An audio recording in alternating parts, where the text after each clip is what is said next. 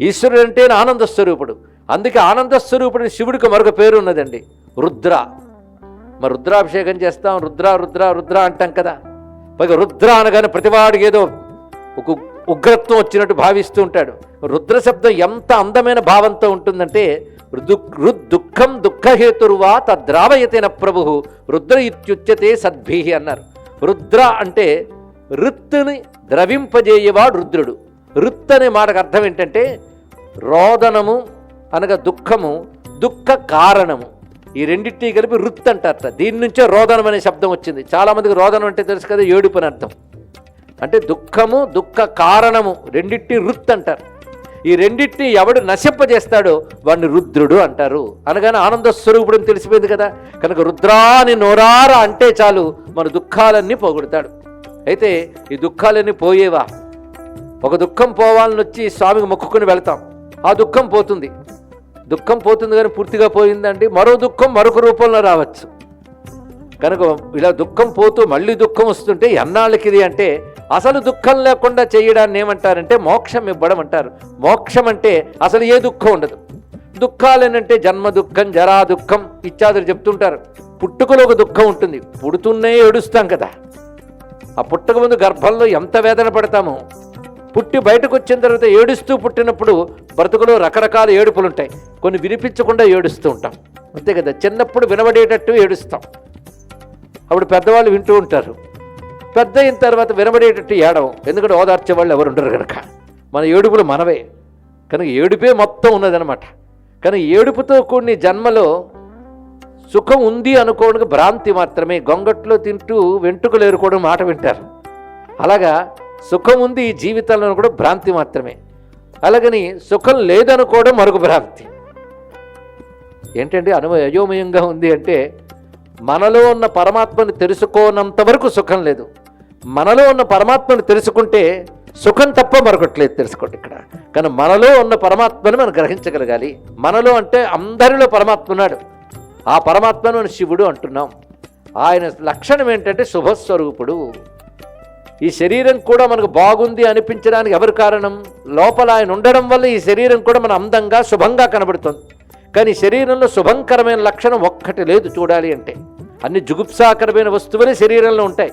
కానీ ఎవడైనా తనని తాను జుగుప్స అనుకోడు, తనని తాను చక్కగానే అనుకుంటాడు. ఎందుకలా అనుకుంటాడంటే ఆయనలో ఉన్నటువంటిది ఏకో దేవ సర్వభూతేషు గూఢ అని ఉపనిషత్తు చెప్తోంది. అది కూడా శివ సంబంధమైన ఉపనిషత్తులు ఈ మంత్రం వస్తుంది. ఒక భగవంతుడు అందరిలో రహస్యంగా ఉన్నాడు అన్నారు. కనబడేది శరీరము, మనస్సు, ప్రాణము, బుద్ధి ఇవన్నీ అందరికీ తెలియబడుతుంటాయి. కనబడటం అంటే తెలియబడుతుంటాయి. మనస్సు కనబడకపోయినా మనస్సు తెలియబడుతూ ఉంటుంది కనుక ఇవన్నీ రహస్యములు కావు. రహస్యం ఏది అంటే ఈ మనస్సుని, ప్రాణాన్ని, బుద్ధిని, శరీరాన్ని కూడా ప్రకాశింపజేసి ఒక చైతన్యం లోపల ఉంది. అది ఎప్పుడు ఉంటుంది కనుక దాన్ని సత్ అన్నారు. అది చైతన్యం కనుక చిత్ అంటారు. దాని స్వరూపమే ఆనందం కనుక సచ్చిదానందం అంటారు. ఈ సచ్చిదానంద వస్తువు ప్రతి వారిలో ఉంటుందండి. దాన్ని శివం అంటారు. ఆ శివంగానే లేకపోతే ఈ శరీరం శవం అవుతుంది. కనుక శివ అంటే అర్థం ఏంటయ్యా అంటే, ఎవడుండడం వల్ల నీ శరీరం శవంలా లేదో వాడిని శివుడు అంటారు అని. ఇది ఒక్కటి తెలుసుకుంటే చాలు. ఇలా అందరిలో ఉన్న శివుడు లింగ రూపంలో పూజింపబడుతున్నాడు, విగ్రహాల రూపంలో ఆరాధింపబడుతున్నాడు, ఆలయాల రూపాల్లో కొలవబడుతున్నాడు, తీర్థాల రూపాల్లో, క్షేత్రాల రూపంలో సేవించబడుతున్నాడు.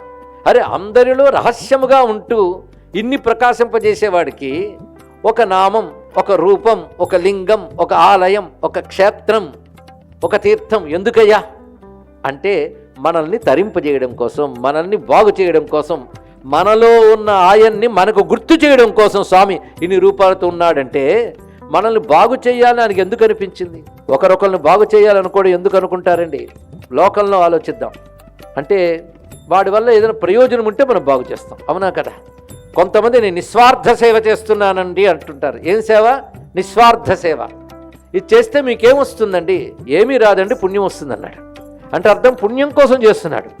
కానీ ఎవరైనా ఎవరి కోసం ఏదైనా చేస్తే ఏదో ఆశించే చేస్తారు. ఒక ఆయన నిస్వార్థ సేవ చేస్తూ నిస్వార్థ సేవ పరాయణుడని బిరుదు పొందేట. కానీ ఇంత సేవ దేనికి? బిరుదు కోసం. ఇప్పుడు పరమేశ్వరుడు మన కోసం ఇంత చేస్తున్నాడు కదా, అది బిరుదు కోసమా, గుర్తింపు కోసమా? చెప్పండి. మరి దేనికోసం? ఆయనకి ఏది అక్కర్లేదు, మనం బాగుపడడం కోసం ఆయన సహజమైన దయతో చేస్తున్నాడు. సహజమైన దయ. సూర్యుడికి కాంతి ఇవ్వడం ఎంత సహజమో, అందుకని సూర్యుడు వీడికి కాంతి ఇస్తాను అనుకుంటాడా? మనం తలుపులు మూసుకుంటే చీకటి, తలుపులు తెరిస్తే వెలుగు, కానీ ఆయన మాత్రం ఇస్తూనే ఉంటాడు. అలాగా శివుడు అంటేనే తన కారుణ్యాన్ని విశ్వమంతా ప్రసరిస్తూనే ఉంటాడు. కనుక ప్రపంచంలో ప్రతి చోట కనబడేది శివకారుణ్యమే, శివకారుణ్యమే, శివకారుణ్యమే. ఇది తెలిస్తే శివుడా నాపై కరుణ చూపించు అని వేరే అడగక్కర్లేదు. నీ కరుణను గుర్తించే బుద్ధి ఇవయ్యా అని అడగాలండి. ఇది తెలుసుకోవాల్సింది. ఇక్కడ సూర్యుడి ముందు నిలబడి వెలుగు నువ్వు, వెలుగు నువ్వును ఏడవక్కర్లే. వెలుగు వచ్చేలా నువ్వు కళ్ళు తెరిచి చూడాలి. నువ్వు కళ్ళు మూసుకుని సూర్యుడు వెలుగు ఇవ్వట్లేదంటే తప్పెవరిది? నీదే. అలాగే మనం గురువుని ఆశ్రయించి జ్ఞానచక్షువుగానే తెచ్చుకుంటే విశ్వంలో ఈశ్వర కారుణ్యం తప్ప మరొకటి కనబడదండి. ఇక్కడ ఎలాగో అనేది చూపిస్తాం. ప్రవచనం ఒకళ్ళు మీరు శ్రద్ధగా వింటే విశ్వమంతా శివకారుణ్యమే దర్శనమిస్తుంది. ఒకటి, శివుడు 8 రూపాలతో ప్రపంచంలో ఉన్నాడు అని శాస్త్రం చెప్తోంది. ఆ 8 రూపాలు ఏమని చెప్తాను, అవి మీకు కనబడుతున్నాయో లేదో నాకు చెప్పండి. 8 మూర్తులు. మొదటిది భూమి, కనబడుతుందా లేదా? అది శివుడు మూర్తిట. శివ అంటే శుభం కదా. అది కృష్ణ పరమాత్మ భారతంలో ఒక మాట అంటాడు. శివుడికి శివ అని పేరు ఎందుకు వచ్చింది అని అడిగితే ధర్మరాజుతో కృష్ణుడు చెప్తాడు, శివమిచ్చేన్ మనుష్యానాం తస్మాత్ శివ ఇతి స్మృత అన్నాడు. అందరికీ శుభం కలిగించడమే ఆయన స్వభావం గనక ఆయనకు శివ అని పేరు వచ్చింది. శుభం ఎవరికి కలిగిస్తాడు? ఎవరు ప్రార్థిస్తే వారికి కలిగిస్తాడు. చాలా తప్పు. ప్రార్థించినా ప్రార్థించకపోయినా కలిగిస్తాడు. లేదా ప్రార్థించేవాడు భక్తుడు, ఆయన కారుణ్యాన్ని గుర్తిస్తాడు. భక్తి లేనివాడు గుర్తించడు. అందుకే ఆస్తికుడికి నాస్తికుడికి తేడా ఏమిటంటే, శివుడి కరుణను గుర్తిస్తే ఆస్తికుడు, గుర్తించకుండా గుడ్డివాడి బ్రతికితే నాస్తికుడు. ఇది తెలుసుకోవాలి ఇక్కడ. కానీ నాస్తికత్వం అంటే గుడ్డి బ్రతుకు, మరొకటి కాదు. మన ఆస్తికులం కావాలి అంటే శివ కారుణ్యాన్ని గుర్తించాలి. అప్పుడు శివుడి దగ్గర మరేమి కంప్లైంట్లు ఉండవు, అడగడాలు ఉండవు, దేబిరించడాలు ఉండవు. ఆనందించడమే మనకు మిగులుతుంది. ఎంత కారుణ్యం చూపిస్తాడండి. ఆయన ఇచ్చేవన్నీ తలంచుకుంటే ఇవ్వమని అడగలేం మనం. అన్ని ఇచ్చేశాడు. ఇచ్చిన వాటికి మనమేమి ఇవ్వగలం ఆయనకి? ముందుగా ఏం చెప్పాయన మూర్తుల్లో భూమి ఒకటి. ఈ భూమి మనకు ఎన్ని ఇస్తుందో ఆలోచించుకోండి. భూమి లేకపోతే బ్రతుకే లేదు. దీనికి ఎన్ని పేర్లు? వసుంధర. వసు అంటే సంపద, సంపదలను ధరిస్తోంది. కానీ ఈ భూమి మనకు అన్నం పెడుతోంది, సంపదలను ఇస్తోంది, ఆధారాన్ని ఇస్తోంది, ఆశ్రయాన్ని ఇస్తోంది, బ్రతుకునిస్తోంది. కనుక శివుడు భూమి రూపంలో ఉంటూ మనల్ని కరుణిస్తున్నాడు. ఇది మొదటిది. రెండవ దానిలోకి వెళ్దాం. భూమి తర్వాత భూతం ఏంటండి?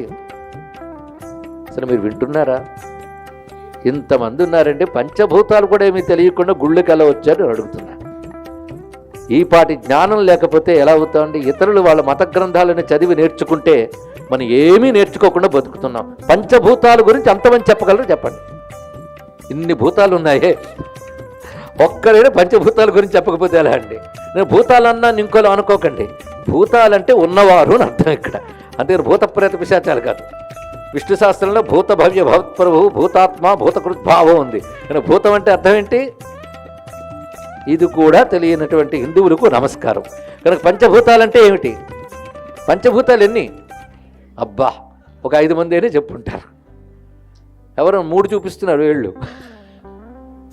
పంచభూతాలు మంచం కోళ్ళల్లో 3 అన్నాడు ఎవడు. ఎన్నండి పంచభూతాలు?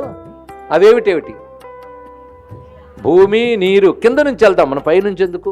భూమి, నీరు, అగ్ని, వాయువు, ఆకాశం. ఎన్ని అయ్యాయి? 5 అయ్యాయి. 5 ఎక్కడున్నాయి ఇప్పుడు చెప్పండి. ఇప్పుడు ఇంతవరకు భూమి చెప్పాను, నీరు ఎక్కడుంది? ఇవన్నీ ఒకదాని తర్వాత ఉన్నాయా? అన్నీ కలిసే ఉన్నాయి, విడిగా లేవు. భూమి, నీరు, అగ్ని, వాయువు, ఆకాశం కలిస్తేనే ఈ ప్రపంచం. అవునా లేదా? ఇవి ఎవరు సృష్టించారో ఒక్కసారి చెప్పండి. ఇంత సైన్స్ డెవలప్ అయింది కదా, మీరా నేనా? లేకపోతే మీ తాతగారా మా తాతగారా? ఇవి మీరు నేను సృష్టించలేదు కనుక, ఎవరు సృష్టించాలో తెలియదు కనుక ఆ తెలియని వాడిని శివుడు అంటారు. ఇది తెలుసుకోండి ఇక్కడ. అది గమనించవలసింది. కానీ పంచభూతాలు ఎవరి సృష్టి? ఈశ్వర సృష్టి. ఈ 5 దయ ఉందా లేదా చెప్పండి. ఇక్కడ భూమిలోంచి దయ ఉంది, ఇందాకే చెప్పా. నీరు దయ ఉందా లేదా? దయ ఉంటేనే నీరు తాగి బతకగలుగుతున్నాం. గాలి ఎక్కడుందా? గాలి చుట్టూ ఉందా? మీలో ఉందా? మీలో కూడా గాలి ఉంది. ఒక్కసారి అనుకుని చూడండి, ప్రాణం తిరుగుతుందా లేదా? కనుక ఇక్కడే ఉన్నాయి, అక్కడే ఉన్నాయి. కనుక గాలి, దాని తర్వాత అగ్ని ఉందా లేదా? ఎక్కడుంది? అందరిలో ఉంది. మనలో మాత్రం అగ్ని లేదు. చెయ్యి ముట్టుకుంటే చల్లబడిపోతే ఏం చేస్తారండి? కనుక మనలో కూడా ఉంది అగ్ని. వాయువు చెప్పాం. ఆకాశం ఉందా లేదా? ఆకాశం ఎక్కడుంది? పైన చూసేది కాదు, అన్నీ దేంట్లో ఉన్నాయో అది ఆకాశం. అర్థమైంది కదా? ఈ భూమి మొదలుకొని గ్రహాలు, నక్షత్రాలు అన్నీ ఉన్నది ఆకాశంలోనే. అలాగే మన శరీరంలో అవయవాలన్నీ ఎందులో ఉన్నాయో అది ఆకాశం. ఆకాశం లేకపోతే ఇవన్నీ ఎక్కడ ఉంటాయి? కనుక పంచభూతాలు అన్ని చోట్ల ఉన్నాయి కదా. మరో 2 ఉన్నారు. ఇప్పుడు చెప్తున్నాం, శివుడు 8 మూర్తులు అన్నాను కదా, ఇప్పుడు 5 అయిపోయాయి. మరో 2 ఉన్నారు. వాళ్ళు ఎవరు అంటే సూర్యుడు, చంద్రుడు. వీళ్ళని ఎవరు పెట్టారు? పంచభూతాలు మనం సృష్టించలేదు అన్నాం. సూర్యచంద్రులు ఎవరు సృష్టించారు? అది కూడా మనం సృష్టించలేదుగా. ఇందాక చెప్పినట్టే పంచభూతాలు ఎలాగో సూర్యచంద్రులు అలాగే. ఈ సూర్యచంద్రులు లేకపోతే మన బ్రతుకుంటుందా? ఇది చెప్పండి. సూర్యుడు మనకు ప్రాణదాత. సూర్యుడి నుంచి మనం ఎన్ని పొందుతున్నామంటే సూర్యుడి మీద సైన్స్ చెప్పాల్సి వస్తుంది, కానీ మీకు చెప్పక్కర్ల మీద చదువుకున్న వాళ్ళే కనుక సూర్యుడు మనకు ప్రాణదాత. ఇక చంద్రుడు మనకి సస్యములను ఉత్పత్తి చేస్తాడట, తేమకు అధిపతి. సోమో భూత్వా రసాత్మక అన్నారు భగవద్గీతలో. కనుక చంద్రుడు ఇప్పటికి ఎందరయ్యారు? 7. ఈ 7 అనుభవిస్తూ ఉన్నవాడు కూడా ఉన్నాడు. నేను నేను నేను అంటూ ప్రతి శరీరంలో ఉన్నాడు వాడు కదా. నేను ఇందాక చెప్పినట్టు చెప్పిన 7 మనలోనూ ఉన్నాయి. మనలో కంటికి సూర్యుడి దేవత, మనస్సుకు చంద్రుడి దేవత. ఇక్కడ వేద చదువుకుంటున్న పిల్లలు ఉన్నారు. చంద్రమా మనసో జాత. చంద్రుడు ఇక్కడ ఉన్నాడు కదా, సూర్యుడు ఇక్కడ ఉన్నాడు, పంచభూతాలు ఇక్కడ ఉన్నాయి, 7 ఇక్కడ ఉన్నారు, 7 చుట్టూ ఉన్నారు. ఇవన్నీ నేను నేను అనుకునేవాడు ప్రతి వాళ్ళలోనూ ఉన్నాడు. వాడిని ఏమంటారంటే క్షేత్రజ్ఞుడు అంటారు. వాడు ఎన్నోవాడు? 8వ. మీకు ఒక 2 నిమిషాలు సమయం ఇస్తాను. 8 తప్ప మరేదైనా ప్రపంచంలో ఉందా? చెప్పగలరా? చెప్పండి. లేదు కదా. అంటే 8 శివుడి అష్టమూర్తులు అంటారు. అంటే శివుడు తప్ప ప్రపంచంలో మరొకట్లేదు, తెలుసుకోవాలి. కనుక ఉపనిషత్తే చెప్తోంది ఈశావాస్యమిదం సర్వం. ఉపనిషద్వాక్యం. ఈశ్వరుడి చేతి ఈ జగత్తంతా నిండిపోయింది. ఎలా నిండిపోయింది? 8 రూపములతో నిండిపోయింది. నాలోనూ ఆయనే, బయట ఆయనే. 8 శివుడైతే మరి నేనెవరు? ఇది ప్రశ్న వేసుకో. ఈ 8 శివుడని తెలియనప్పుడు మనం అజ్ఞానం. 8 శివుడే అని తెలిస్తే శివోహం అనుకుంటాం. అది తెలిసింది కదా. శివుడు ఇన్ని రూపములుగా ఆయనే నడుపుతున్నా అంటే ఆయన దయ నడుపుతుంది. శివుడు దయతో నడుపుతున్నాడు. ఆయన లక్షణం మనకు శుభం ఇవ్వడమే. కానీ మరి దుఃఖం అనుభవిస్తున్నామంటే ఇందాక చెప్పినట్టు అజ్ఞానం చేత దుఃఖం వస్తుంది, కానీ జ్ఞానం ఉంటే దుఃఖం లేదు. అంతా శివుడని తెలుసుకున్న వాడికి దుఃఖం ఎక్కడుంటుందండి? అందుకే శివకారుణ్యాన్ని మనం ఎల్లవేళలా భావన చేయాలి. ఆ శివకారుణ్య స్వరూపం మనకి అవగతం చేసుకోవడం కోసమని ఆ భగవానుడు క్షేత్రాల రూపంలోనూ, ఆలయాల రూపంలోనూ, విగ్రహాల రూపంలోనూ, నామరూపాలతోనూ ఉన్నాడు. శివుడు నిజానికి 8 మూర్తులుగా ఉన్న 8 మూర్తులు మన కోసమే ధరించాడు తప్ప ఆయనకు మూర్తులు అక్కర్లేదు. ఆయన అమూర్తం, అంటే నామరూపరహితుడు. నామరూపాలు లేని ఈశ్వరుడు మన కోసం నామరూపాలు స్వీకరించాడే, దాన్నే కారుణ్యం అంటారు. ఇక్కడ ఆ కారుణ్యంతో ఆయన ఒక దివ్య నామం స్వీకరించాడు. ఎలాంటి నామం అంటే ఆ పేర్లు అంటే చాలు పాపాలు పోతే మన బ్రతుకు బాగుపడుతుంది. అలాంటి నామాలు స్వీకరించాడు. ఒక్క నామం చెప్పండి శివునిది. శివ. శివుని పేరు చెప్పండి అని నేనే పేరు చెప్పాను, శివ. ఇంకా మీకు తోచిన పేర్లు చెప్పండి, విన్నవి చెప్పండి చాలు. శంకర, శంభు, మహాదేవ, ఈశ్వర, పశుపతే, మృత్యుంజయ, రుద్ర. ఏ పేరు బాగోలేదండి? ప్రతి పేరు బాగుంది. ఒక్కొక్క పేరులో ఒక్కొక్క భావం చూపిస్తున్నాడు ఇక్కడ. ఎందుకు రుద్ర అంటే ఏమని చెప్పాము? దుఃఖం పోగొట్టువాడు. మరొక అర్థం రుజాం ద్రావయతి రుద్ర, రోగాలు పోగొడతట. ఇప్పుడు ఈ పేరు నచ్చిందా లేదా? దుఃఖం పోగొట్టువాడు, రోగాలు పోగొట్టువాడు అంటే రుద్రాని నోరారా పిలవచ్చు. మనకు శుభాలు కలిగిస్తాడు, శాంతినిస్తాడు. శుభము, శాంతము, సుఖము శం అని అంటారు. కలిగిస్తాడు కనుక శంకర అని అన్నారు. ఇక్కడ ఈ పేరు బాగుందా లేదా? కానీ శుభాలు కావలసిన ఎవరికైనా శంకరుడు కావాల్సిందే. నాకు శంకరుడు వద్దండి అంటే వాడికి శుభాలు వద్దని అర్థం. ఇక్కడ కానీ శుభము, శాంతి, సుఖం ఇచ్చేవాడిని ఏమన్నారు? శంకర అన్నారు. ఆయన దగ్గర ఉంటే కదా మనకిస్తాడు. ఆయన దగ్గర ఉండడం ఏంటయ్యా? వాటన్నిటికీ ఆయనే ఆధారం. అది తెలుసుకోవాలి. అందుకే శంభు అంటారు. సుఖానికి, శుభానికి, శాంతానికి ఆధారమైన వాడు, ఉత్పత్తి స్థానమైనటువంటి వాడు గనక శంభు. పిలిస్తే శంభో అయింది ఇక్కడ. కనుక శంభో, శంకర, శివ, రుద్ర.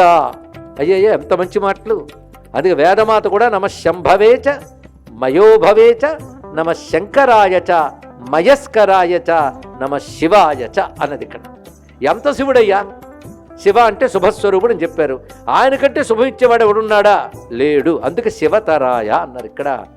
శుభం కలిగించే వాళ్ళన్నిట్లోని ఆయన్ని మించిన వాళ్ళు లేడయ్యా. శివతరాయ మాత్రమే కాదు, శివతమ అన్నారు. మీడిష్టమ శివతమ అందా లేదా రుద్రం?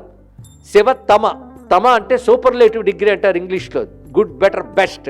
ఆయన మించిన వాళ్ళు లేడు, ఉత్తమ లాగా. కనుక శివతమ, నిన్ను మించిన శుభస్వరూపుడు ఇంకెవడూ లేడయ్యా. నిన్ను తలంచుకుంటే దుఃఖాలు పోతున్నాయి, భయాలు పోతున్నాయి, ఇంకేం కావాలి? అందుకే మేము చేయవలసింది ఏమిటి? నిన్ను తలంచుకోవాలి. నిన్ను తలంచుకుంటే కారుణ్యంతో మమ్మల్ని కాపాడతావు. ఎక్కడి నుంచో వచ్చి కాపాడు. మొత్తం 8 రూపాయలుగా అంతటా ఉన్నావు గనక అక్కడి నుంచో వచ్చి కాపాడతావు. అది ఎందరందరినీ కాపాడలేదయ్యా. నీ కారుణ్యాన్ని గుర్తు తెచ్చుకుంటే, ఒకప్పుడు క్షీరసాగర మథనం చేస్తుంటే భయంకరమైన విషం వచ్చింది. ఆ విషం మామూలుగా రాలేదు, లోకాన్ని తగలబట్టేటట్టు వస్తుంది. కాటుకు లాంటి పొగలతో, అగ్ని సెగలతో మొత్తం ముల్లోకాలు నిండిపోయి క్షీరసాగరం మథనం చేసిన దేవతలు, దానవులు కలిసికట్టుగా పరిగెత్తారు. అసలు దేవదానవులు కలవరు, కానీ ఇక్కడ కలిసిపోయారు. ఏంటి పరిగెత్తడంలో? దుఃఖం కలిగినప్పుడు అందరూ ఒకటే. ఆ పరిగెడుతున్నట్ట. అందుకే ఆ పరిగెడుతున్న దేవతలందరినీ, దానవులందరినీ చూసి వీళ్ళు రక్షించాలని కరుణతో ముందుకొచ్చాడు. చూసారా? విషం పుచ్చుకోవడానికి ముందుకొచ్చాడు స్వామి. వీళ్ళందరూ క్షీరసాగర మథనం చేసింది అమృతం కోసం. చివరికి అమృతం వచ్చింది. అప్పుడు పుచ్చుకున్నది ఎవరు? అమృతం పుచ్చుకున్నది ఎవరండి? దేవదానవులిద్దరూ మథనం చేశారు, కానీ అమృతం ఎవరికి వచ్చింది? దేవతలకి. అమృతం కోసం ఇద్దరు తప్పించారు, కానీ అమృతం దేవతలకే ఇచ్చాడు నారాయణుడు. ఎందుకు? అసురత్వానికి అమరత్వం వస్తే ప్రపంచానికి ప్రమాదం గనక. ఇది తెలుసుకోవాలి. ఇది లోకానికి ప్రమాదం కలిగించే అసురులు అమృతం తాగి అమరులైపోతే ఏమవుతుందండి? ప్రపంచానికి ప్రమాదం. కనుక వారికి అమరత్వం ఇవ్వకూడదు. ఎవరు లోకానికి మేలు కలిగించాలనుకుంటారో మన సురలు అంటారు. సూర అంటే మేలు కలిగించే స్వభావం ఉన్నవారు సురలు. అసురులు అంటే ఆ స్వభావం లేనివారు అసురులు. ఇప్పుడు చెప్పండి, ఎవరు ఎక్కువ కాలం ఉండాలి? ఎవరు మేలు కలిగిస్తారో వాళ్ళు ఎక్కువ కాలం ఉండాలి. ఎవరు కీడు కలిగిస్తారో వారు ప్రమాదం. అంతే కదా? ఎవరు ఉగ్రవాదులో, ఎవరు తీవ్రవాదులో, ఎవరు ప్రపంచాన్ని భయపెడుతుంటారో, ఎవరు అనేక మందిని చంపేస్తూ ఉంటారో, ఎవరు కొత్త విషయాన్ని కనిపెట్టి కొన్ని లక్షల మంది చంపడానికి ప్లాన్లు వేస్తారో వాళ్ళని ఏమని అంటారు? ఇప్పుడు అసురులు అంటారు. వాళ్ళు ఉండకూడదు కదా, వాళ్ళు ఉంటే ప్రమాదం. కనుక ఏదో మథనం చేయడానికి వచ్చేసారు, కానీ అమృతం కోసం అర్హులు కారు. అందుకే భగవంతుడు ఎప్పుడు ఎవరు అర్హులో వాళ్ళకి ఇస్తారు. ఆశ అందరికీ ఉంటుంది, అర్హత కొందరికే ఉంటుంది. తెలుసుకోండి, ఆశ ఉండడం అర్హత కాదు. అసురుడికి ఆశ ఉంటుంది, అమరుడికి ఆశ ఉంటుంది, సురుడికి ఆశ ఉంటుంది. కానీ ఈశ్వరుడు చూస్తాడు. ఎందుకంటే ఈశ్వరుడు ఎప్పుడు లోకక్షేమం కోసం. ఆ ఈశ్వరుడే శివుడు, ఆయనే నారాయణుడు, ఇద్దరికి భేదం లేదు అని ఈ క్షేత్రమే చెప్తుంది. హరిహర క్షేత్రం కదండి. కానీ ఎప్పుడు శివకేశవుల మధ్య భేదం చూపించకూడదు. చూపిస్తే వాడి కేర్ ఆఫ్ అడ్రస్ నరకం. వాళ్ళిద్దరి మధ్య ఎప్పుడు భేదం చూపించాలి, తెలుసుకుంటే చాలు. అందుకే విషాన్ని నిగ్రహించడానికి శివుడు వస్తే అమృతం పంచడానికి నారాయణుడు ఇచ్చారు. రెండూ కూడా. అయితే అమృతం నారాయణుడే మింగలే. నాకప్పుడు విషం ఎందరూ తాగమని చెప్పారు, కానీ అమృతం ఇవ్వలేదు ఎందుకు అని శివుడు అడగలే. అవునా లేదా? విషం వచ్చినప్పుడు మాత్రం ఏం చేశారండి? శివా రక్షించు, శివా రక్షించు అన్నారు. ఆ మహానుభావుడు వచ్చాడు. వచ్చి ఏం చేశాడు తెలుసా శివుడు? అదే చిన్న పాత్రలో వచ్చింది ఆ విషం. అమృతం అంటే చిన్న కలశంలో వచ్చింది, కానీ విషం ఎలా వచ్చిందో తెలుసా? వ్యాపించిపోయింది మొత్తం. భయంకరంగా భయంకరంగా విషం వ్యాపించిపోయింది. మనం అనుకుంటే ఇది పురాణ కథని. నేను కొద్ది రోజుల క్రితం అమెరికాలో ఒక సైంటిస్ట్ ఒక మాట చెప్పాడండి, ఇది వినాల్సిన విషయం. ఈ సృష్టి ఆరంభించిన కొంతకాలానికి ఏదో అంతరిక్షంలో మార్పు జరిగి ఒక భయంకరమైన విషం ఉత్పన్నమైందిట. వాళ్ళు సైన్స్తో చెప్తున్నారు. ఉత్పన్నమైన విషం ఏర్పడిన సృష్టిని మొత్తం దగ్ధం చేసేటంత తీవ్రంగా ఉందిట. ఏమి జరిగిందో ఏమో కానీ ఎవరు నిగ్రహించినట్టు అది అలాగా డిజాల్వ్ వెళ్ళిపోయింది అని చెప్పారు. ఆ కథనే మేము క్షీరసాగర మథంలో నీలకంఠ లీలగా పురాణాల్లో చెప్పామయ్యా అని చెప్పారు. ఇది తెలుసుకోవాలి. అందుకే పురాణ కథలు జాగ్రత్తగా విని జాగ్రత్తగా అర్థం చేసుకుంటే సైన్స్ అర్థమవుతుంది. అప్పుడు సైంటిఫిక్ మతం హిందూ మతం అని అర్థమవుతుంది. అలాంటి మతంలో పుట్టడం మనం చేసుకున్న అదృష్టం అని తెలుస్తుంది. ఏవీ తెలియకుండా బతికేయడం దురదృష్టం అని తెలుస్తుంది. ఇప్పుడు కానీ తెలుసుకోవాలి మనం. ఎంత అద్భుతమైన రహస్యం. కనుక ప్రపంచాన్ని బాధ కలిగిస్తున్న విషాన్ని నిగ్రహించాడు పరమాత్మ. ఎలా నిగ్రహించాడో పురాణం చెప్తోందండి. అంత వ్యాపించిపోయింది సెగలొలుకుతూ విషం. అప్పుడు ఈశ్వరుడు ముందుకొచ్చాడు. పైగా అందరూ రక్షించవయ్యా అని అరిచేరే కానీ వాళ్ళ అరుపు కంటే ముందు ఆయన వచ్చేట. అంటే మన పిలవక ముందే మనల్ని అనుగ్రహించడానికి ఎప్పుడు సిద్ధంగా ఉంటాడు భగవంతుడు. లోకక్షేమానికి సిద్ధంగా ఉంటాడు. వచ్చినవాడు ఏం చేశాడు? ఇలా నిలబడి ఆ విషాన్ని చూశాడు ఒక్కసారి. చిత్రం ఏంటంటే ఆయన విషాన్ని చూసినప్పుడు ఆయన శరీరం మీద ఉన్నవేమీ కందిపోలేదు. బయట ఉన్న వాళ్ళందరూ పారిపోతున్నారు. ఆయనంటే ఈశ్వరుడు కనుక ఆయనకేం కాదు. కానీ ఆయన శరీరం మీద ఏమున్నాయో తెలుసా? సర్పాలు ఉన్నాయి కదా.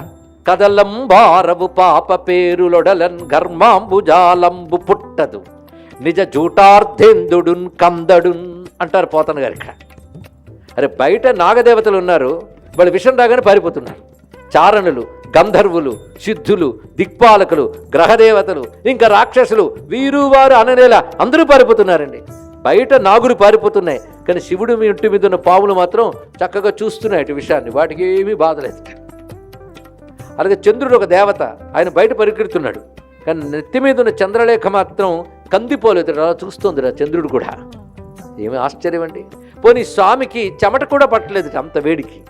పోనీ అనీశ్వరుడు పాములు కదలకపోవడం ఏంటండి? పైగా వింత చూస్తున్నాడు, ఆశ్చర్యంగా దర్పంగా చూస్తున్నాయి. అంటే శివుణ్ణి ఆశ్రయించుకుంటే దేనికి భయపడనక్కర్లేదు. అవి శివుణ్ణి ఆశ్రయించుకున్నాయి, అందుకు వాడికి భయం లేదు. ఆయన కారుణ్యమూర్తి, తనను ఆశ్రయించుకున్న వాటిని ఎప్పుడు బాధపడినప్పుడు అని శివుణ్ణి గట్టిగా పట్టుకుంటే ఏ బాధ లేదండి.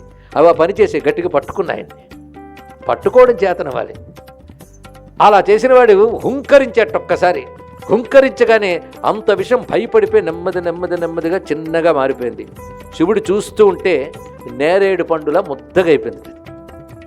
అంత ముద్దయిన విషాన్ని అలా అరచేత్తో పట్టుకుని మింగి కంఠంలో పెట్టి దాచాడు. ఎందుకంటే ఆయనకు లోపల లోకాలు ఉన్నాయి, బయట లోకాలు ఉన్నాయి. లోకాలకి లోపల బయట కూడా ఆయనే ఉన్నాడు. ఇది తెలుసుకోవాలి. ఇక్కడ ఈశ్వరుడు ఎక్కడున్నాడు అంటే లోపల బయట కూడా ఉన్నాడు. మరి లోపల బయట ఈశ్వరుడు ఉంటే లోకాలన్నీ ఆయనకు లోపల బయట ఉన్నట్టేగా. కానీ లోపల లోకాలు బయట లోకాలు కందిపోకుండా కంఠంలో దాచిపెట్టుకున్నాడు స్వామి. ఇక్కడ అక్కడ మాత్రం ఎందుకు దాచుకోవాలయ్యా? అంత దాన్ని ఇంత చేసిన వాడివి, అది కనబడకుండా చేయొచ్చు కదా. ఎప్పుడు ఆ నీలం రంగు చూపిస్తావెందుకు కంఠంలో? పాపం తెల్లని వాడు శివుడు తెలుసా. మనం తెలియక పెయింటర్లందరూ నీలం శివుడిని వేస్తారు, కానీ శివుడు నీలంగా ఉంటాడు, తెల్లగా ఉంటాడు. విష్ణువు నీలమేఘశ్యాముడు, శివుడు తెల్లనివాడు. ఎంత తెల్లవాడంటే శుద్ధస్ఫటిక సంకాసం త్రినేత్రం చంద్రవక్త్రకం అంటూ ఉంటారు. పురాణంలో అయితే గోక్షీరాభం అని వర్ణించారు. ఆవు పాలలా తెల్లగా ఉంటాడు శివుడు. ఎందుకు అలా తెల్లగా ఉంటాడంటే శుద్ధమైన వాడు, నిర్మలమైన వాడు అని చెప్పడం కోసం తెల్లగా ఉంటాడు. అలాంటి ఆయనకి కంఠం నలుపెక్కిపోయిందండి. అరే అందంగా ఉన్న వాళ్ళకి ఒంటి మీద ఒక మచ్చ వస్తేనే దాన్ని ఎలా కవర్ చేసుకోవాలో తాపత్రయపడుతూ ఉంటారు. అది కనబడితే అసహ్యంగా ఉంటుందని చాలా బాధపడుతుంటాం.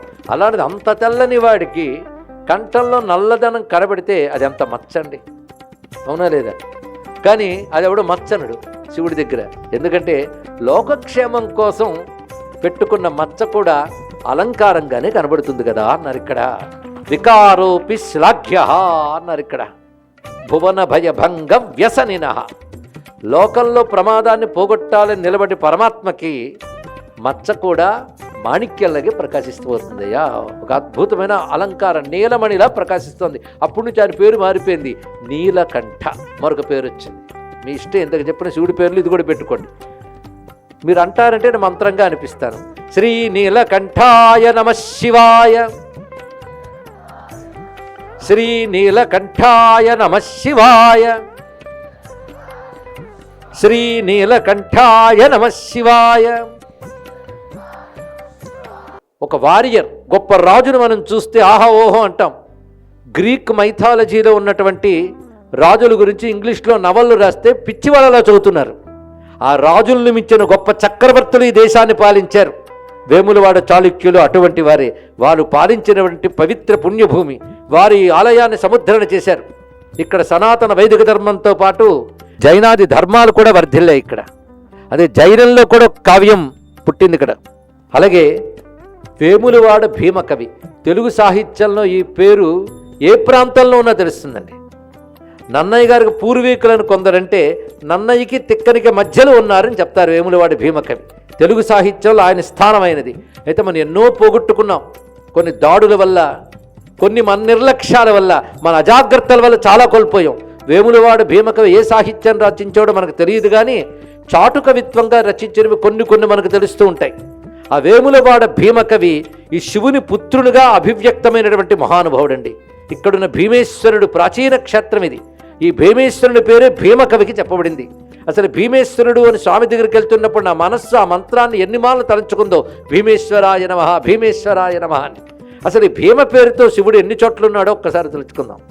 భారతదేశంలో భీమ పేరుతో ఇక్కడ భీమేశ్వరుడు ఉంటే పక్కన మాణిక్యం ఉంది. మీరు చూసారో లేదో. సరిగ్గా దక్షారామంలో ఇక్కడికి సమీపంలో గోదావరి పాయ ఉంది.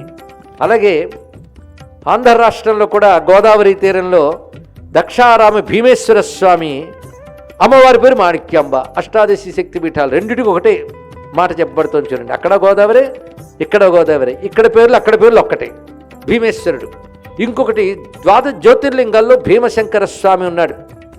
ఇవి 2 క్షేత్రాలు ఉన్నాయి.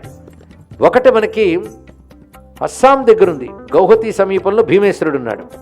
ఇంకొకటి మహారాష్ట్రలో భీమశంకర స్వామి ఉన్నాడు, జ్యోతిర్లింగ స్వామి. కానీ భీమ పేరుతో ఎన్ని చోట్ల ఉన్నాడో. ఇవి కాకుండా మనకి పంచారామాల్లో భీమేశ్వరుడు మరుగుడున్నాడు, భీమవరంలో భీమేశ్వరుడు మరుగుడున్నాడు. భీమనామంతో ఎన్నున్నాయండి.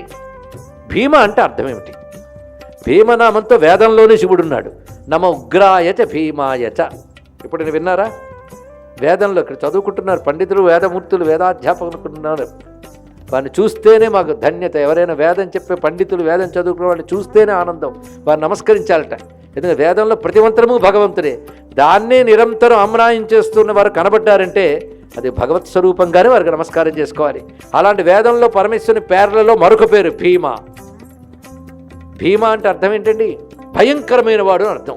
మరి ఇంతవరకు శివుడు దయాస్వరూపుడు అని చెప్పి ఇప్పుడు భయంకరమైన వాడు అంటూ ఉన్నారంటే, అమ్మో మా భయంకరమైన వాడు వద్దండి, నాకు మాత్రం కావాలి. మీకు చెప్తే మీరు కావాలంటారు. ఇప్పుడు చలికాలం వచ్చేసింది, కానీ మొన్న సూర్యుడు ఎలా ఉన్నాడండి? ఇది మే నెలలో భయంకరంగా ఉన్నాడే లేదా? ఇంకాసేపట్లో చలి భయంకరం అవుతుంది. అంటే సూర్యుడు భయంకరంగా ఉన్నాడు వద్దంటామా? చలి భయంగా ఉందంటే వద్దంటామా? మనం వద్దన్నా అవునన్నా చలి ఉండాల్సినప్పుడు భీమంగా ఉంటుంది, సూర్యుడు ఉండవలసినప్పుడు భయంకరంగా ఉంటాడు. ఇందాక మళ్ళీ అష్టమూర్తులకు రండి, అన్నిట్లో భయంకరం ఉందే లేదా? గాలి గట్టిగా వీస్తే భయంకరమే, నీరు ఉప్పెనై వస్తే భయంకరమే. కానీ ప్రద్దాల్లో 2 రూపాలు ఉన్నాయా లేదా? 2 రూపాలు ఏమిటి? సౌమ్య రూపం, భీమ రూపం. సౌమ్య రూపాన్ని అఘోరం అంటారు, భీమ రూపాన్ని ఘోరం అంటారు. ఘోరం అఘోరం 2 ఎవడు? అఘోరేభ్యో ధఘోరేభ్యో ఘోర ఘోరతరేభ్య. మీరే చెప్తున్నారు. ఘోరం అఘోరం 2 ఉన్నాయి, ఉండనియండి. కానీ మనకు ఘోరం అఘోరం కూడా శుభంగా ఉంటే చాలు కదా. శుభాన్ని ఏమంటారు? శివం అంటారు. కానీ స్వామి నువ్వు ఘోరమైన అఘోరమైన మాకు శివంగా ఉంటే చాలు నమస్కరించాలండి. తెలిసింది కదా. కనుక భీమ అంటే ఇప్పుడు అర్థమైంది కదా. భీమ అంటే చండశాసనుడు అని అర్థం. కాబట్టి ఇక్కడ ఆఫీసర్ ఉంటారు, ఆఫీసర్ కింద కొంతమంది ఉద్యోగులు ఉంటారు. ఆఫీసర్ చండశాసనుడు అయితేనే ఉద్యోగులు జాగ్రత్తగా పనిచేస్తారు. ఆఫీసర్ చండశాసనుడు కాకపోతే 10 గంటలకు రావాల్సిన వాళ్ళు 12ంటికి వచ్చి హాయ్ సార్ అని వెళ్ళిపోతే వీడు చూస్తూ కూర్చుని ఏం చేస్తాడు? కనుక ఒక అధికారికి శాసించే శక్తి ఉండాలి. అలాగే ఎవరు శాసించడం వల్లండి ఋతువులు సక్రమంగా వస్తున్నాయి? ఎవరు శాసించడం వల్ల ఋతువులు సక్రమంగా వస్తున్నాయి? ఎవరు శాసించడం వల్ల గ్రహాలు నక్షత్రాలు టైంకి వస్తున్నాయి? చెప్పండి. ఎవరు శాసిస్తున్నారు? మీరు నేను శాసిస్తున్నామా?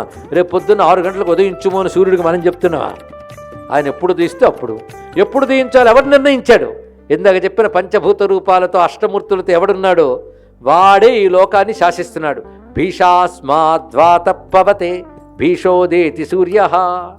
ఎవరి శాసన భయం వల్ల గాలి వీస్తోందో, ఎవరి శాసన భయం వల్ల సూర్యుడు ఉదయిస్తున్నాడో ఆయనే భీమ శాసకుడు. కనుక భీముడు అంటే ప్రపంచాన్ని శాసించి నడిపించేవాడు అని అర్థం. ఇప్పుడు చెప్పండి, భీముడు ఎవడు? ఈశ్వరుడే, కానీ భీమేశ్వరుడు ఆయన. కానీ భీమేశ్వరాయ నమశివాయ అని చెప్తున్నారు. ఆయన ఎలా చేస్తున్నాడయ్యా ఇదంతా చెప్పండి? తన శక్తితో చేస్తున్నాడు, అంతే కదండి. ఎవడైనా ఏం చేస్తాడు? శక్తితోనే చేస్తాడు.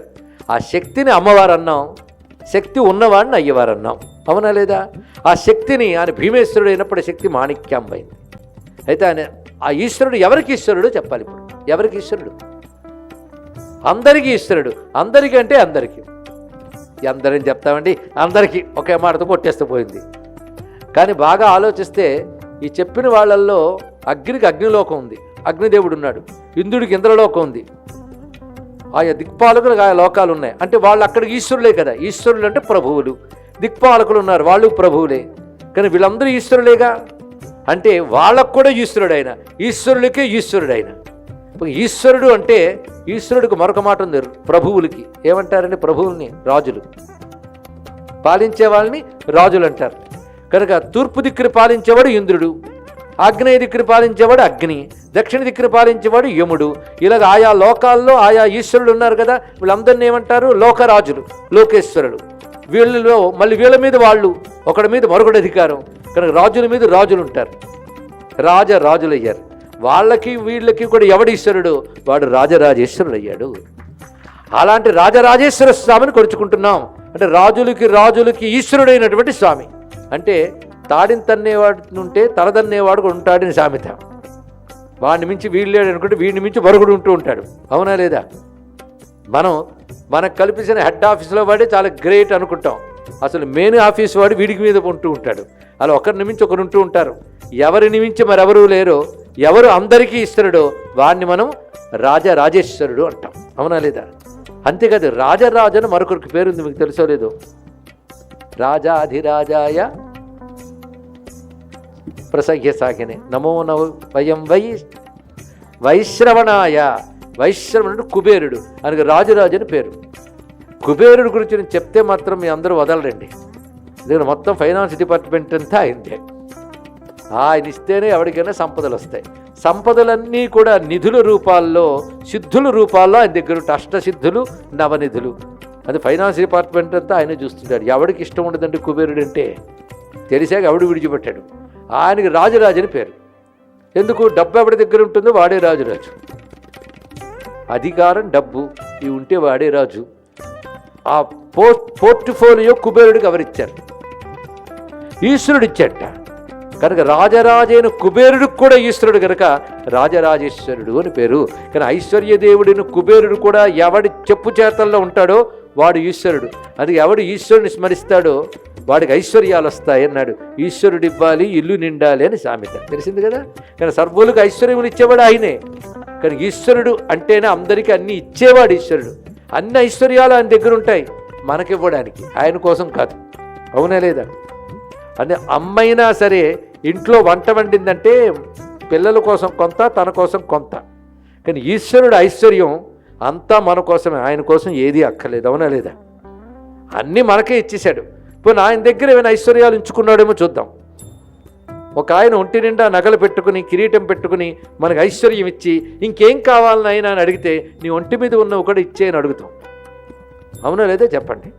ఎంత ఇచ్చినవి చూడు, ఇంక ఒంటి మీద ఉన్నవి చూసి అవి కూడా ఇచ్చే అంటాం. ఈశ్వరుడు మనకు అన్నీ ఇచ్చి ఇంకేం కావాలంటే ఆయన ఒంటి మీద ఉన్నవి ఒక్కటైనా అడగగలమా? ట్రై చేయండి. నీ మెడలో ఉన్న నగ ఇచ్చేయి అంటే ఆయన తీసిస్తాడు. ఏమిటా నగ? సర్పం. ఎవరికైనా కావాలండి ఒక్క బుస కొడితే పరిగెడతాం. కనుక వెహికల్ కావాలని అడిగితే సరే తీసుకొని ఇస్తాడు. అది పట్టుకోగలవా? అది కొమ్ము విసిరితే ఎగిరిపోతాం, అవునా లేదా? ఫుడ్ పెట్టమని అడిగితే ఆయన తిన్న ఫుడ్ ఏమిటి? ఒకటే తిన్నాడు ఫుడ్, విషం. అది ఆయన ఇస్తే మనం భరించలేం. అంత దయ అంటే ఈశ్వరుడికి నీకు కావలసినవన్నీ ఇచ్చి నీకు అక్కర్లేనివన్నీ ఒంటి మీద వేసుకున్నాడు స్వామి. ఇక్కడ ఒక్కటి కూడా మనం కావాలి అనలేం. అందుకే మార్గరెట్ నోబుల్ అను మహానుభావురాలు ఒక మాట అంటుంది, ఎవరికి పనికిరాని వాళ్ళను కూడా ఆదరించేవాడే ఈశ్వరుడని గొప్ప మాట చెప్పింది. ఎవరికి అక్కర్లేని వాళ్ళు కూడా ఆదరిస్తాడు ఈశ్వరుడు. అందుకే నేను ఎవరికి పనికిరాని అంటే ఈశ్వరుడు దగ్గరికి వెళ్ళి ఆయన చూసుకుంటాడు. ఇక్కడ పైగా ఆయన దగ్గరికి వెళ్తే దండం పెడతాం. పామును మామూలుగా చూస్తే పారిపోతాం, కానీ ఒంటి మీద ఉంటే మాత్రం నాగదేవా నాగదేవా అని దండం పెడతాం. విషం బయటకు వస్తే పారిపోతాం. ఆయన కంఠంలో ఉంటే నీలకంఠ నీలమణి అంటామా లేదా? కనుక ఆయన దగ్గరుంటే అన్నీ శుభంగా ఉంటాయండి.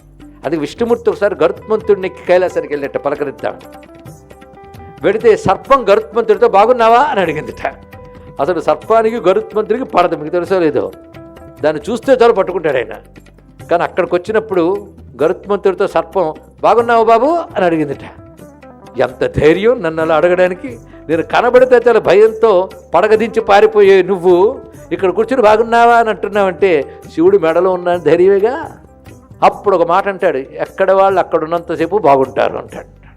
అంత బాగుందండి ఈ మాట ఇక్కడ. కనుక ఆ ఈశ్వరుడి దగ్గర ఉన్నవి ఎంత హాయిగా ఉన్నాయో మనం కూడా దండం పెట్టేటట్టున్నాయి. కానీ ఈశ్వరుడు మనకు అన్నీ ఇస్తాడని చెప్పడానికి రూపమే పెద్ద నిదర్శనట. అయితే ఆయన ఎన్నిచ్చినా శక్తితోనే ఇస్తాడు కదా అని అమ్మవారు ఎప్పుడూ ఉండాలి పక్కన. ఆయన రాజరాజేశ్వరుడు అవగానే ఆమె రాజరాజేశ్వరి అయిపోయిందండి. ఈ క్షేత్రంలో ప్రత్యేకత ఏమిటి అంటే, రాజరాజేశ్వరుడు పాండవులు కదా, భీమేశ్వరుడు అంటే భీముడు పెట్టాడు. భారతదేశంలో అదేం గొప్పతనమో కానీ ఆసేతు సీతాచలం అన్ని క్షేత్రాలకి అయితే రామాయణంతో లేదా భారతంతో ముడిపెట్టి చూస్తారు భారతీయులు. ఇది గమనించుకోవాల్సింది. ఆ రెండు గ్రంథాలు భారతీయుల హృదయాల్లో ఉంటాయి. దాంతో కలిపి చెప్తే వీళ్ళకి అభిమానం. అదే భీమేశ్వరుడు భీముడు పెట్టాడు, మరి ధర్మరాజు ఏం పెట్టాడు? ఏదో రాజు కొలిసింది కనుక రాజేశ్వరుడు. మరి అర్జునుడు ఏం పెట్టాడు? ఇలా వెతికి పాండవుల కథని అతికించే ప్రయత్నం చేస్తాం, కానీ చేస్తే తప్పు కాదు, కానీ చేయవలసిన అవసరం లేదు. వైదిక అర్థం తీసుకుందాం. భీమేశ్వరుడు అంటే ఏంటో చెప్పుకున్నాం ఇందుకు. అది భీమ, సమస్త ప్రపంచాన్ని శాసించేవాడు భీమేశ్వరుడు. రాజరాజేశ్వరి రాజరాజేశ్వరుడు అని పేరుండడానికి కారణం ఏమిటో తెలుసా? ఇది మహా శ్రీ విద్యా క్షేత్రము. అది దీని యొక్క రహస్యం.